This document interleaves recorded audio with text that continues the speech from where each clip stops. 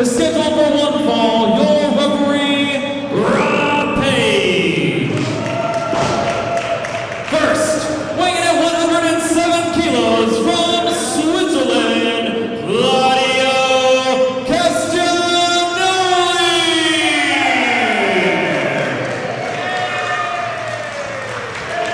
And his opponent, weighing in at 191 pounds from West Lawn, Pennsylvania. He is the master of 1,000 holds, Lightning Mike Quackenbush.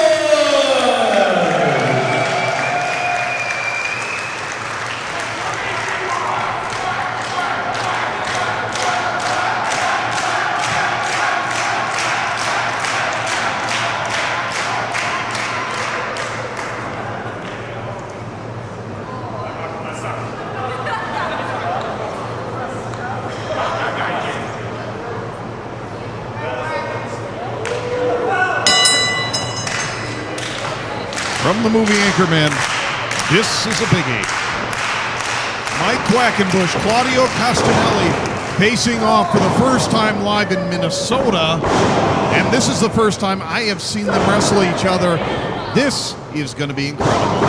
I can't even begin to tell you, when I heard that this was a second round match, when this was announced late last night, I can't even begin to tell you how excited I was to watch this contest. And what's so cool is both these guys have come out both nights, received standing ovations. They're getting cheers from the fans. These folks know who they are, even though they may not have seen them live before. They're seeing them tonight, facing off one-on-one. Definitely, guys powwowing in the locker room earlier today, just kind of getting psyched for the day, getting prepared, knowing what they got to do. And I heard Eric Cannon talking to some of the guys saying, if at any point you can watch part of the show tonight, this is the match to watch. This is the one to learn from. This is the biggie. You're not going to learn more in however long they go tonight than you can learn at any other point. The man of 1,000 holds, Mike Quackenbush. Oh my goodness. Good. Beautiful arm drag. Oh my God. Reverses the whip. Up and over. Sunset. This is one of the things, you just let the wrestling do the talking. I mean, my God. Exactly. The action is so fast-paced. The moves are so intricate. It's so hard to keep up with. And to be perfectly honest, I don't even want to keep up with it. I just want to sit back, watch, and see how these fans react to seeing two of the best wrestlers in the world. Quackenbush, the 15-year pro. Castagnoli coming up on his 9-year anniversary. Castagnoli being trained in partly by Quackenbush, by Chris Hero, and by the extraordinary Dave Taylor. Quackenbush trained in by Ace Darling and Jorge Rivera, late of WWF fame. Jorge Rivera. Yeah. Incredible. Just looking down both of their resumes, to have Dave Taylor and Jorge Rivera on your resume as guys that have trained you, guys that have trained with, guys you learn from. Incredible. Absolutely incredible. And you can see that vast amount of experience from those veterans shining through from the new era, the new generation of wrestlers right here tonight. What's Claudio got? Oh, beautiful. You know what? In the way Castagnoli almost victory roll. Wow. Almost decapitated your partner's head last night. Oh! And speaking of decapitation, quite sure of himself, quite proud. As I was about to say, it seemed that everything Claudio was trying, Quack seemed to have a bit of reversal for one of those tricks, one of those 1,000 holds to turn Claudio's momentum against him. But it's hard to turn momentum against a giant bicycle kick coming from that massive leg of Claudio's. Well, somebody like a Quackenbush, not only are they a master of 1,000 holds, but that includes reversals. That includes knowing 5 or 6 different escapes from any given hold, including this. Quackenbush just buying his time, figuring out which of them is going to be most effective. Exactly, and it's hard to I guess, cradle all the wrestlers together as, they all move the same. They all have the same maneuvers and all counters for moves. But Quack is such a student of the game. Even 15 years in, he's still a student of the game, studying tapes, watching the way wrestlers move, and finding counters, adding to those 1,000 holds. And here's a Johnny Sate classic right here. If you watch those tapes, you've seen that one before. And like you said, a student of the game like Quackenbush, he's watched every tape he can get his hands on. Oh, completely.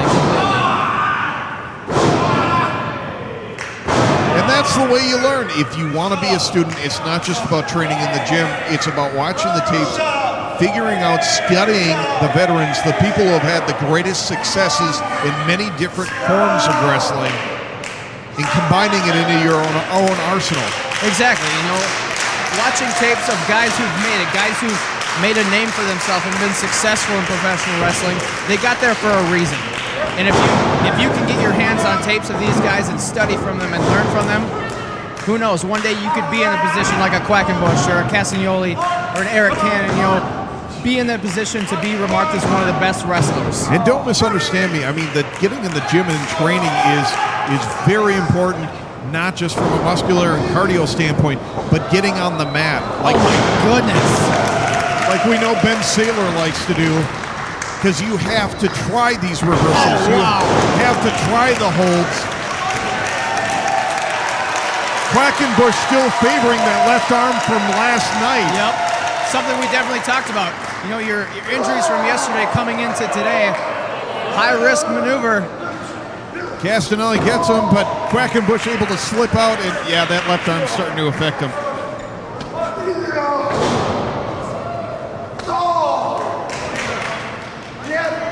Oh, eating the apron. Yeah, that doesn't do too good for the teeth and the jaw, does it? Well, in a position like these guys, Claudio and Quackenbush wrestling each other, they've wrestled each other so many times in so many different venues for so many different promotions. You can't help but think that they know each other better than anyone else. And so they're going to have counters for every single move, and they're going to have, new moves that you just wouldn't expect. Oh wow. Jeez. And that's such a statement to make, because if anybody does know Quackenbush and what he's capable of and what he can do and know a reversal, it's going to be Castagnoli.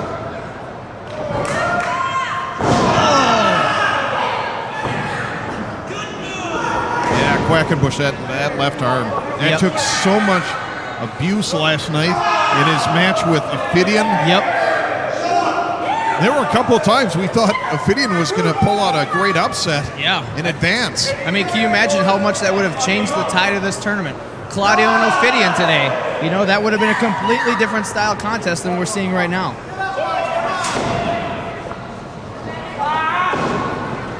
And Claudio has just earmarked that arm. He's so ruthless. Got that style down perfectly. Look at, he wrapped it. Oh my God! He wrapped it in the drape, the skirting around the ring apron to hold it in place while he got the chair. And right in front of referee Rob Page, who's being awfully lenient right now. That I can't help but think that should be a disqualification. Well, there were a couple of times last night I had to call out Page because he wasn't in there. He wasn't checking. He wasn't making counts. And in a tournament like this, I would be pretty keyed off. Oh, completely. I mean, granted, it's the first tournament, maybe something that could be, a great tradition with years to come. But you don't want to sully it with, questionable calls from a referee standpoint and have the fans feel like they've been gypped, with the finals of the contest.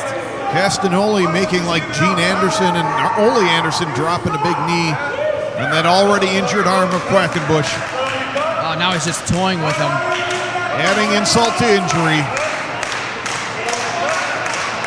But again, he bought too much time for Quackenbush to look at those headbutts right into the midsection. Whips, no, reversal. Quackenbush up. Spins around, right back to the arm. Goes for that arm bar submission. You can just hear Quack screaming in pain. And he's got full leverage, his full body rocking back on the back. Quackenbush pulling back on the arm. Quackenbush making little baby steps trying to get to the ropes. frantically trying to get over there and makes it. Gets his foot on the rope. Good ring awareness. That's probably the only time you'll see Quackenbush put his foot on the rope is to break a hold. Oh, completely. Claudio measuring him up. It's just like a ruthless, aggressive animal. Yep. He smells blood and he's going in for the kill. Just taunting his prey. Wouldn't that be something if there was a submission of Mike Quackenbush? These fans trying to get behind Quack. Yeah, he needs all he can get right now. There may be more damage than we originally thought last night. I know he was icing it after the match. I congratulated him on an exciting victory. He was already icing it, but you know, you guys are doing this almost every night. You're used to getting back in there. And Claudio must have been watching because he found that one opening. And it's not like it's all that often that you find an opening with Mike Quackenbush. And you've got to take advantage. Claudio just a master of using the opponent's body as a fulcrum for the hold he's putting on it. Oh, the pain on the face of Quackenbush. Right back into that armbar. Right in the center of the ring. I gotta be frank with you, I did not anticipate it. Right there, Claudio's pulling the foot away from the ropes. Very impressive. I did not anticipate the match going this direction, especially this early on. Oh, completely. You know, and that's just a testament to Claudio grounding an opponent that he knows is a flyer and can basically hit you with a move out of nowhere. And once again, adding insult to injury, wiping his boots on the head of Mike Lightning Quackenbush. Is that any way to treat a competitor like that? Because I really don't think you can get a psychological advantage on Quackenbush. Oh, wow! Monkey flips him right out of the ring. Using his own momentum against him. Very impressive. Quack on the apron. Kick. He's eyeing the ring post. What's he doing? Moonsault press. Oh. You know, he is trying some very high-risk maneuvers, knowing that he's not going to be able to get much as far as holds out. Yep. And that's a make-or-break move, because if he injures his elbow even worse on the outside of the ring, he could be done. Oh, and you hit it right on the head. You know, high risk, high reward, high risk, high loss. And right there, it benefited him. Both men trying to get in the ring, opposite sides. We've got representatives from Smart Mark Video here tonight. Fans from all over the Midwest. People driving in from states all around. Hearst Wrestling and Real Stars of Wrestling presenting this super spectacular Sweet 16 tournament.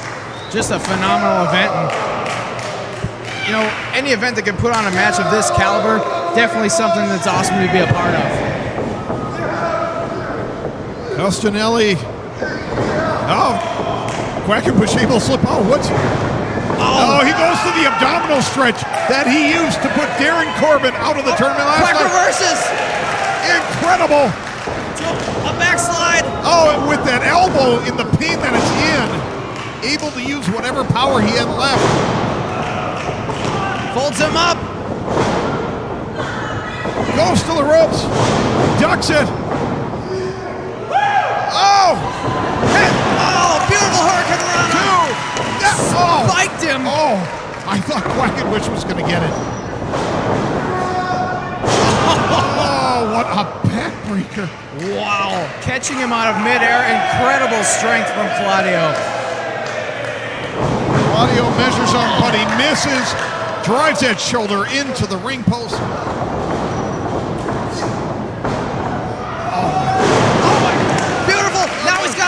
Center of the ring. He's got him. He's got the arm. What an incredible turn of events. Turnabout is fair play, and Quackenbush has got him. Wrenching back on the arm. But Quack's only got really one arm to hook this hold in and just couldn't keep Claudio in the center of the ring. Too close to the ropes. But maybe he finally bought himself another window. Maybe he has more centered this match finally. Even it up a little bit. Yeah. Eats elbow, but Claudio going to the ropes. Oh, wow!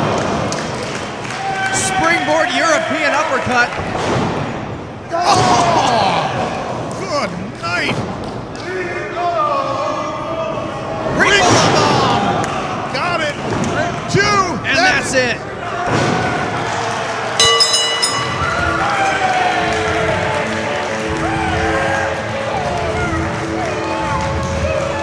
And your winner